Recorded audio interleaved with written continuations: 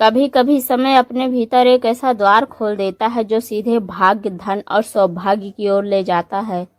14 अगस्त ये कोई साधारण तारीख नहीं। आज चंद्रमा का नक्षत्र, ग्रहों का संगम और पंचांग का विशेष योग एक अद्भुत शक्ति का निर्माण कर रहे हैं।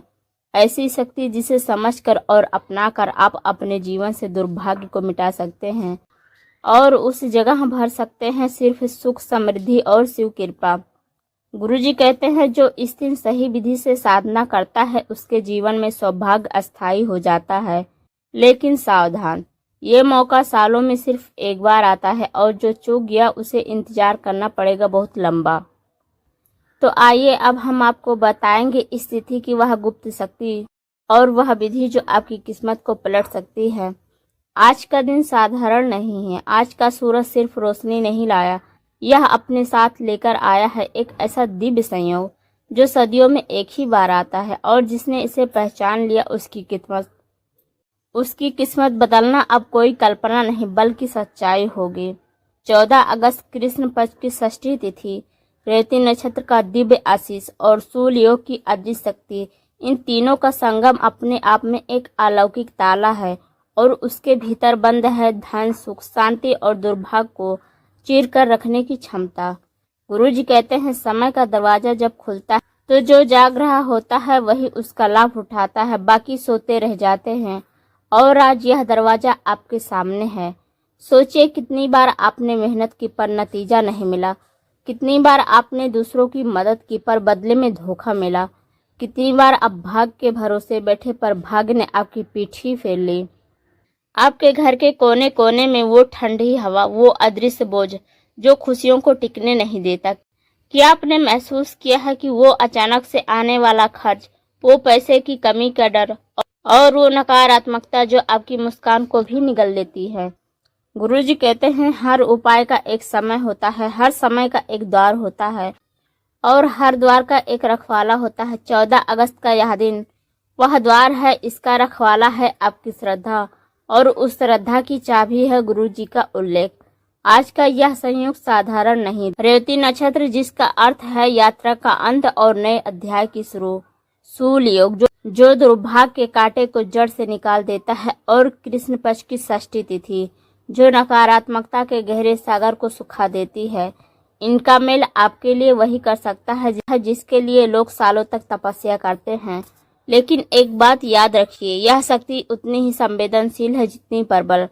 अगर आपने इसे सिर्फ खेल समझा, अगर आपका मन अस्थिर रहा, अगर आपने गुरुजी का उल्लेख को केवल शब्दों तक सीमित रख दिया तो यह ऊर्जा आपके जीवन में असर करने की जगह मौन हो जाएगी।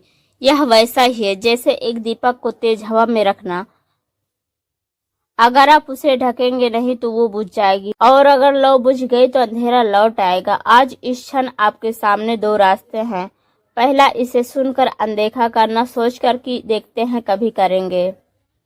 दूसरा, उसी समय अपनाना और उस शक्ति के साथ चलना जो आपके भाग्य को मोड़ने आई है। गुरुजी कहते हैं सही समय पर सही स्थान पर वो कर सकता है जो सालों की मेहनत भी नहीं कर पाती।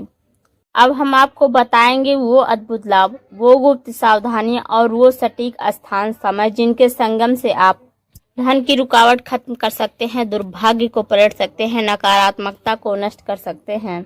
और कैसे इस उपाय को करने से पहले आपकी किस्मत के पन्ने पलटने लगेंगे, कैसे आप सिर्फ एक दिन में ऊर्जा का ऐसा प्रवाह महसूस करेंगे जैसे आपने पहले कभी किया ही नहीं होगा।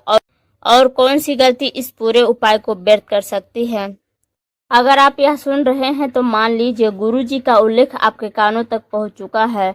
अब यह आपके ऊपर है, आप इसे अपने हृदय में जगह देंगे या इसे हवा में खो जाने देंगे। भाग्य जब बदलता है तो संकेत पहले आता है, बदलाव बाद में, और जो संकेत को पहचान लेता है वही आगे निकल जाता है। आज हम आपको बस वह सब बताने जा रहे हैं जो इस उपाय के बाद जीवन में घटेगा और वह भी उसी तरह जैसे शिव महापुराण में वर्णित है। अद्भुत लाभ जो आपके जीवन की दिशा बदलेंगे। धन का अप्रत्याशित प्रवाह। गुरुजी कहते हैं शिव की कृपा से धन की कमी ठहरता नहीं, वह बहता है। इस उपाय के बाद आपके जीवन में धन का रुकना बंद हो जाएगा। आप महसूस करेंगे कि जो पैसा अटका हुआ था वह अचानक लौट आएगा। जिन सौदों में अड़चन थी वे बिना मेहनत के पूरे हो जाएंगे। जिन स्रोतों से आपने कभी उम्मीद भी नहीं की थी वहीं से लाभ आने लगेगा। यह ऐसा होगा मानो आपकी किस्मत पर लगा ताला टूट गया हो। ऋण और कर्ज से मुक्ति। जो लोग कर्ज में डूबे हैं वे जानते हैं यह कैसा बोझ है। यह उपाय उस बोझ को हल्का करना शुरू कर देता है। आप पाएंगे उधार चुकाने के रास्ते खुलने लगे। जिन लोगों से आप उधार चुकाना चाहते थे वे खुद नरमी से बरतेंगे। पुराने आर्थिक झगड़े धीरे धीरे खत्म होंगे। दुर्भाग्य का अंत। कुछ लोगों के जीवन में एक अदृश्य दुर्भाग्य लटका रहता है। काम बनते बनते बिगड़ना, अच्छे मौके हाथ से निकल जाना, घर में लगातार झगड़े, स्वास्थ्य की समस्याएं। शिव महापुराण कहता है कृष्ण पक्ष की षष्ठी में किया गया सही अनुष्ठान इन अदृश्य बंधनों को काट देता है। नकारात्मक ऊर्जा का नाश। आपके घर में, आपके कार्यस्थल में, यहाँ तक कि आपके अपने मन में जो भी नकारात्मकता जमा हो जाती है वह धीरे धीरे आपके आत्मविश्वास को खत्म कर देती है। यह उपाय उस नकारात्मकता को जड़ से साफ कर देता है। आप पाएंगे माहौल हल्का और सकारात्मक हो गया है। लोग आपके साथ ज्यादा सहयोगी और मधुर हो गए हैं। आपका मन बिना वजह के डर और चिंता से मुक्त हो गया है। रिश्तों में सामंजस्य। शिव महापुराण कहता है कि जहाँ शिव की उपासना वहाँ मतभेद नहीं ठहरते। यह उपाय आपके रिश्ते में विश्वास बढ़ाएगा, झगड़े को खत्म करेगा, परिवार में प्रेम और एकता लाएगा। गुरु जी की चेतावनियां जो भूल नहीं करनी चाहिए। श्रद्धा का अभाव। अगर आप इस उपाय को सिर्फ आजमाने के लिए करते हैं बिना सच्चे मन के तो यह काम नहीं करेगा। गुरु जी कहते हैं शिव केवल वही देते हैं जो दिल से मांगे, दिखावे से नहीं। गलत समय पर करना। 14 अगस्त का यह संयोग अपने आप में एक बंद दरवाजा है जो कुछ घंटों के लिए खुलता है। अगर सही समय चूक गए तो वह शक्ति अगले कई महीनों तक सक्रिय नहीं होगी। अशुद्ध स्थान या मन। अगर आप इस उपाय को गंदे या शोरगुल वाले स्थान पर करेंगे या मन में क्रोध, लालच या घृणा रखेंगे तो इसका असर उल्टा भी हो सकता है। दूसरों को नीचा दिखाने के लिए उपयोग। गुरु जी कहते हैं शिव का आशीर्वाद केवल सृजन के लिए है, विनाश के लिए नहीं। अगर आप इसे किसी को नुकसान पहुंचाने के लिए करेंगे तो इसकी शक्ति वापस वहीं पर लौट जाएगी। गुरु जी कहते हैं लाभ वहीं टिकते हैं जहां सावधानी रहती है। अनेक लोग केवल लाभ पर ध्यान देते हैं और चेतावनियों को नजरअंदाज कर देते हैं और फिर शिकायत करते हैं कि उपाय ने असर क्यों नहीं किया। इसलिए जो आप पाना चाहते हैं उसके साथ जो खोना नहीं चाहते उसकी भी रक्षा करनी होगी। तो आगे हम आपको बताएंगे इस उपाय के लिए आवश्यक सामग्री, सही समय जब यह सबसे प्रबल होगा, सही स्थान जहां करने से इसका असर कई गुना बढ़ जाएगा, ताकि आप केवल सुने नहीं बल्कि इसे जीवंत करें। लाभ तभी अस्थायी होते हैं जब तैयारी संपूर्ण हो। उपाय वही फल देता है जिसे सही सामग्री, सही समय और सही स्थान पर किया जाए। और आज हम आपको वही सब बताने जा रहे हैं। उपाय के लिए आवश्यक सामग्री और उनका अर्थ। इन सामग्रियों का प्रयोग केवल औपचारिकता नहीं है बल्कि हर वस्तु का अपना आध्यात्मिक अर्थ और ऊर्जा है। स्वच्छ पीत वस्त्र। पीला कपड़ा। पीला रंग गुरु और ब्रह्म ज्ञान का प्रतीक है। यह अपने भीतर की अज्ञानता को दूर कर ज्ञान का प्रकाश भरता है, धर्म वृद्धि और मन की स्थिरता को आकर्षित करता है। अक्षत। चावल के दाने बिना टूटे। अक्षत का अर्थ है जो कभी नष्ट न हो। यह स्थिरता और अनंत आशीर्वाद का प्रतीक है। आपके संकल्प को शिव के चरणों तक अस्थायी रूप से पहुंचाता है। शुद्ध गंगा जल। गंगा जल सर्वोत्तम, पवित्रता, जीवन और नवजीवन का प्रतीक। आपके वातावरण और मन को शुद्ध करता है, नकारात्मकता को धो देता है। बेलपत्र 3 पत्तियों वाला। यह त्रिदेव, त्रिगुण और त्रिकाल का प्रतीक है। शिव को सबसे प्रिय। शिव का आशीर्वाद तुरंत आकर्षित करता है। शुद्ध घी का दीपक। प्रकाश और दिव्यता का प्रतीक। यह ऊर्जा प्रवाह को स्थिर करता है और प्रबल बनाता है, जिससे उपाय के फल अस्थायी होते हैं। काले तिल। पाप और दुर्भाग्य नाश का प्रतीक। नकारात्मक ऊर्जा को अवशोषित कर नष्ट करता है। सफेद पुष्प या नीले। शांति, सफेद और गहराई, सफलता, नीला का प्रतीक। शिव के ध्यान में मन को स्थिर करते हैं और इच्छित फल दिलाते हैं। चंदन का लेप। शीतलता और पवित्रता, मन को शांत करता है, जिसे साधना गहराई से होती है। शहद और दूध का मिश्रण जीवन में मिठास और समृद्धि, उपाय में आकर्षण और पूर्णता लाता है। उपाय के लिए सही समय, जब ब्रह्मांड आपके लिए खुला होता है। प्रातःकाल ब्रह्म मुहूर्त 4:15 से लेकर 5 बजे तक। दूसरा विकल्प है संध्या के समय, सूर्यास्त से 40 मिनट से लेकर 20 मिनट के बाद तक। ब्रह्म मुहूर्त में की गई साधना आपके अवचेतन मन से सीधे जुड़ती है, जिससे परिणाम तेजी से आते हैं। सूर्यास्त के समय की गई साधना दिन रात के संगम की ऊर्जा को खींचती है, जो बदलाव के लिए सबसे शक्तिशाली होती है। उपाय के लिए सही स्थान, जहां ऊर्जा कई गुना बढ़ जाती है। गुरुजी कहते हैं, स्थान की शुद्धता साधना की आधी सफलता है। शिव मंदिर का गर्भगृह संभव हो तो यहाँ ऊर्जा पहले से ही शिवमय होती है। उपाय का फल तुरंत कई गुना बढ़ जाता है। दूसरा विकल्प है घर का पूर्व कोना, यहाँ ईश्वर और समृद्धि की दिशा है। यहाँ बैठकर साधना करने से धन और आशीर्वाद अस्थायी होते हैं। तीसरा विकल्प है पवित्र जलाशय के पास, नदी, तालाब या कुएं के पास करने से पानी की प्रवाहमान ऊर्जा आपकी इच्छा को ब्रह्मांड में दूर तक ले जाती है। तैयारी का अंतिम रहस्य, सिर्फ सामग्री जुटा लेना ही काफी नहीं है। हर वस्तु को उपाय से पहले अपने सामने रखें और मन ही मन में कहें, हे शिव, मैं इसे आपके चरणों में समर्पित करता हूँ। इसे पवित्र करें और मेरे संकल्प को सिद्ध करें। यही भाव सामग्री को निष्क्रिय से सक्रिय बना देता है। तो आगे हम आपको बताएंगे इस उपाय की पूर्ण विधि, हर मंत्र और क्रिया का अर्थ और महत्व, कैसे इसे करते समय अपनी ऊर्जा को केंद्रित रखना है, ताकि 14 अगस्त का यह संयोग आपके जीवन में अस्थायी बदलाव लाए।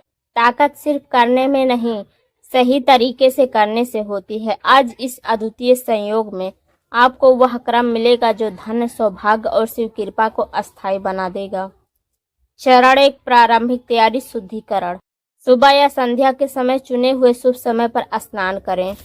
स्नान के पानी में कुछ बूंदे गंगा जल मिलाएं। जिस स्थान पर उपाय करेंगे उससे गंगा जल छिड़क कर शुद्ध करें। जब आप स्वयं और स्थान को शुद्ध करते हैं तो नकारात्मक ऊर्जा का प्रवेश बंद हो जाता है और आपके आसपास का कंपन ब्रह्मांड की शुभ तरंगों से मेल खाने लगता है। चरण 2, दिशा और आसन। उत्तर पूर्व दिशा ईशान कोण की ओर मुख करके बैठें। पीले वस्त्र पहने और कुशा या ऊन का सूती आसन बिछाएं। ईशान कोण को देवताओं का द्वार कहा गया है। यहाँ बैठकर की गई साधना तुरंत ऊपर तक पहुँचती है। आसन ऊर्जा को धरती से रिश्ते से रोकता है। चरण 3, दीप प्रज्वलन और संकल्प। अपने दाहिने हाथ की ओर शुद्ध घी का दीपक जलाएं। दोनों हथेलियां जोड़कर यह संकल्प लें, आज के इस पावन योग में शिव के चरणों में मैं यह उपाय कर रहा हूँ। मेरे जीवन से दुर्भाग्य, ऋण और नकारात्मकता दूर हो और धन, सुख, समृद्धि अस्थायी रूप से स्थापित हो। यह संकल्प वह आदेश है जो आप ब्रह्मांड को भेजते हैं। बिना संकल्प की क्रिया अधूरी रहती है। चरण 4, पंचामृत अभिषेक। तांबे के लोटे में गंगा जल, दूध, शहद, दही और घी मिलाएं। इसमें 1 मुट्ठी काले तिल डालें। शिवलिंग पर धीरे धीरे अभिषेक करें और 108 बार ओम नमः शिवाय का जाप करें। जल शुद्धि, दूध समृद्धि, शहद मिठास, दही स्थिरता, घी तेज और आभा, काले तिल दुर्भाग्य नाश। चरण 5, बेलपत्र अर्पण। 11 या 21 बेलपत्र लें। हर पत्ते को चंदन और अक्षत से सजाएं। शिवलिंग पर अर्पित करते हुए हर बार मंत्र बोलें, ओम त्र्यंबकाय यजामहे सुगंधिम पुष्टिवर्धनम।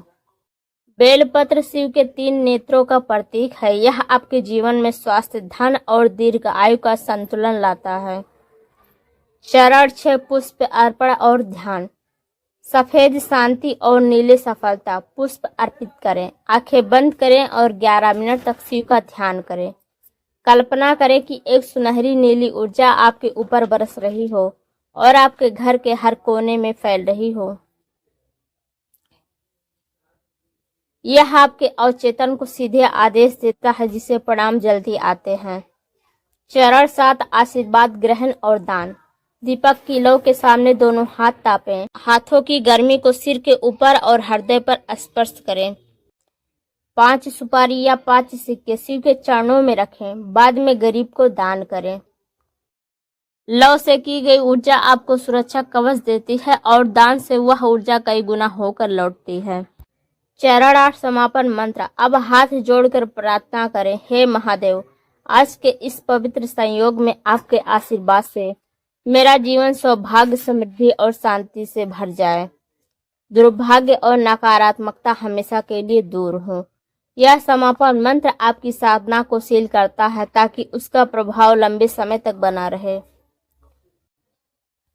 गुरु जी कहते हैं, जब भाव शुद्ध हो और कर्म सटीक हो तो स्वयं शिव साधक के जीवन में उतरते हैं। याद रखिए, एक ही गलती और महीनों की साधना व्यर्थ हो सकती है। अब जो हम आपको बताने जा रहे हैं वह सिर्फ सावधानियां नहीं, यह उस आशीर्वाद की रक्षा की चाबी है जो आपने इस पवित्र संयोग में पाया है। समय का उल्लंघन ना करें। उपाय को केवल तय शुभ मुहूर्त में ही करें। 1 मिनट भी आगे पीछे असर को कम कर सकता है। समय ही ऊर्जा का दरवाजा है। गलत समय पर दरवाजा खटखटाना व्यर्थ है। नकारात्मक भाव से दूर रहें। क्रोध, संदेह, लालच ये साधना के सबसे बड़े शत्रु हैं। उपाय के दौरान कम से कम 24 घंटे तक मन को शांत और सकारात्मक बनाए रखें। भाव ही मंत्र को गति देता है। भाव कमजोर तो परिणाम भी कमजोर। अपवित्रता से बचें। साधना के दिन मांस, मदिरा, लहसुन, प्याज का सेवन न करें। असत्य वचन और अपशब्दों से दूर रहें। ये चीजें आपकी ऊर्जा को नीचे खींचती हैं और शिव कृपा के प्रवाह को रोकती हैं। साधना स्थल का सम्मान करें। जहां आपने उपाय किया है वहां तुरंत झाड़ू या पोछा न लगाएं। उस स्थान को कम से कम 24 घंटे तक शांत और स्वच्छ रहने दें। साधना स्थल में ऊर्जा का चक्र सक्रिय रहता है, उसे स्थिर होने दें। दान का महत्व। उपाय पूरा करने के बाद तय की हुई वस्तु, सुपारी या सिक्का गरीब या जरूरतमंद को दें। यह ब्रह्मांड को ऊर्जा वापस लौटाने का संकेत है जिससे वह आपको कई गुना लाभ पहुंचाएगा। आज आपने सिर्फ एक उपाय नहीं किया, आपने अपने भाग्य की दिशा बदलने का संकल्प लिया है। याद रखें, शिव सिर्फ उन पर कृपा बरसाते हैं जो विश्वास, संयम और समर्पण से साधना करते हैं। और जब शिव की कृपा बरसती है तो न भाग्य रुकता है न सुख, और वह अनंत हो जाता है। गुरु जी कहते हैं, साधना बीज है और सावधानी उसका पानी। बिना पानी के बीज सूख जाता है और बिना सावधानी के साधना